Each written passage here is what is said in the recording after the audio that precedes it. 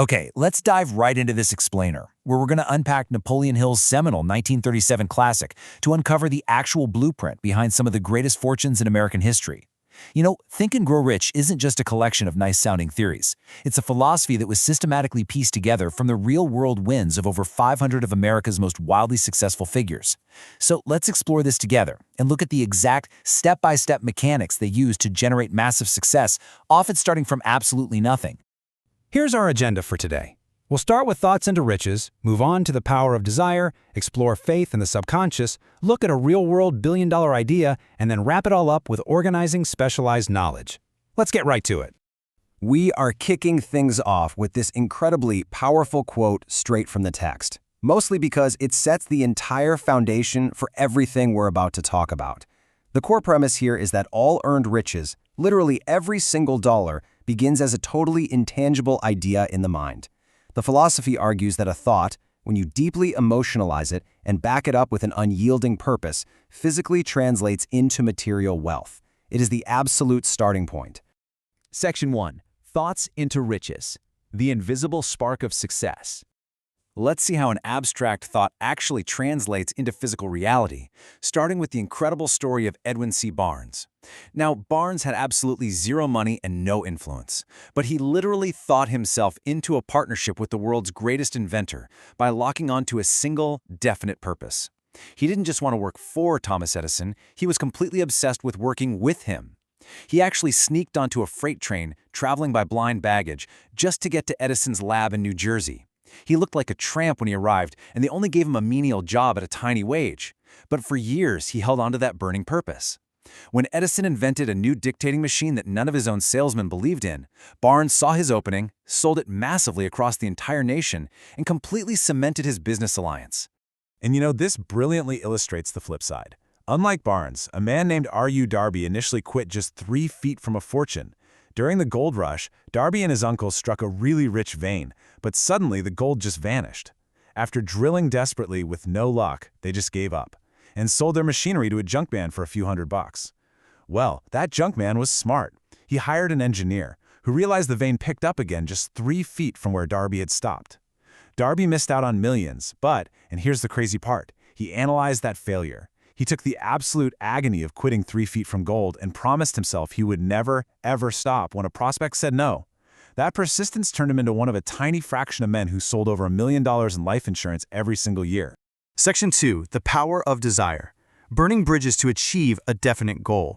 So, a mere wish clearly isn't enough. The text argues that you have to cultivate a burning desire that leaves absolutely no way of retreat. Hill actually distilled this abstract concept into these 6 definite, highly practical steps. And by the way, even Thomas Edison placed his stamp of approval on this exact framework. It's not just about vaguely wishing for plenty of money, it's about laser precision.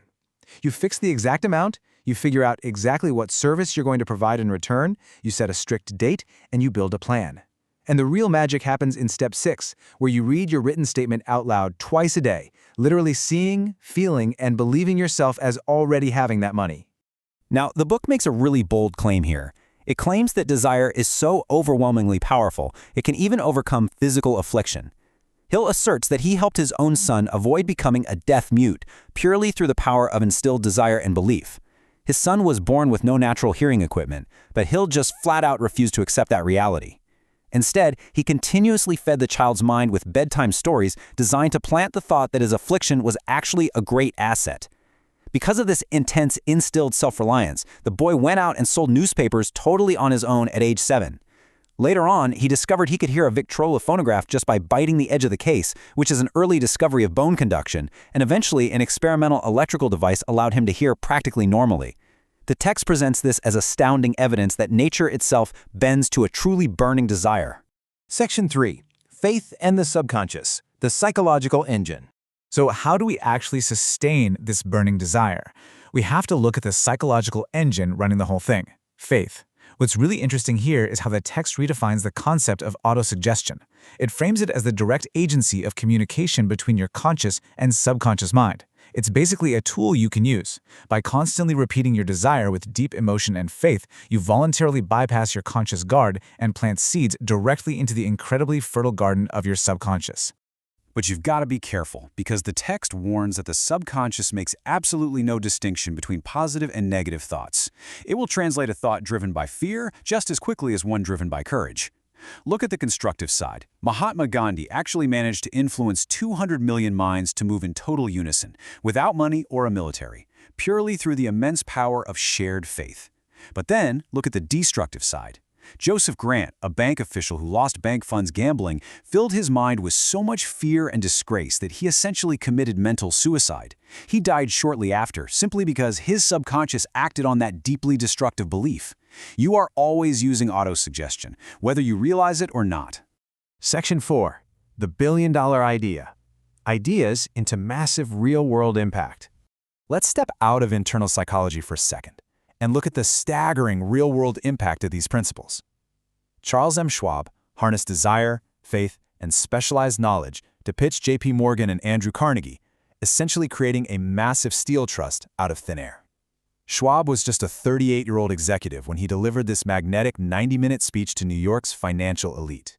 He painted such a clear, incredibly specialized vision for the future of mass-produced steel that J.P. Morgan pulled him aside immediately afterward. Together, they plotted to buy out Andrew Carnegie's massive empire. Just a few weeks later, Schwab successfully talked Carnegie into selling for hundreds of millions of dollars during a round of golf. The end result? The launch of the United States Steel Corporation.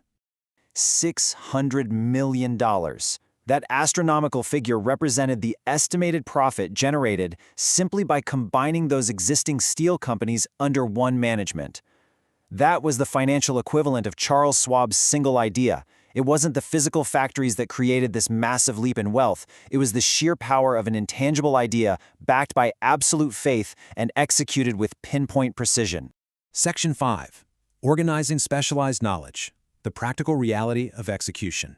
As we enter our final section, we have to acknowledge that an idea alone isn't quite enough. The explainer reveals that knowledge only becomes power when it is organized into practical plans of action. The author completely redefines education here, pointing out that the word derives from the Latin edico, meaning to draw out or develop from within. So, an educated person isn't necessarily someone with years of schooling, but someone who knows exactly how to acquire what they need without violating the rights of others. The traditional system stuffs us with general knowledge, but general knowledge rarely attracts money. True education is about drawing out your internal capabilities to organize specialized knowledge. To prove this point, Hill shares this amazing story about Henry Ford being interrogated on the witness stand during a libel trial. This arrogant lawyer was trying to prove Ford was totally ignorant.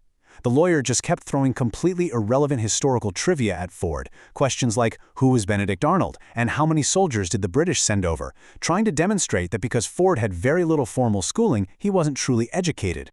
Well, Ford's legendary response was an absolute mic drop. It completely floored the lawyer, proving that true education is simply knowing where to get knowledge when you actually need it.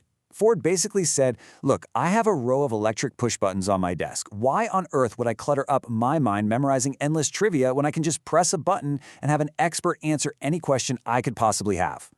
By surrounding himself with a mastermind, group of experts, Henry Ford didn't need to know everything himself. So what does this mean for how you organize your own career today? It means you absolutely do not need to suffer from an inferiority complex just because you lack a specific degree or piece of trivia.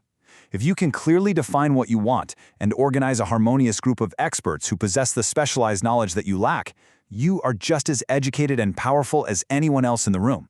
As we wrap up this explainer, I want to leave you with this final provocative thought to consider. Which seed are you choosing to plant in the rich garden of your mind today? Are your dominating thoughts currently set to failure consciousness or success consciousness?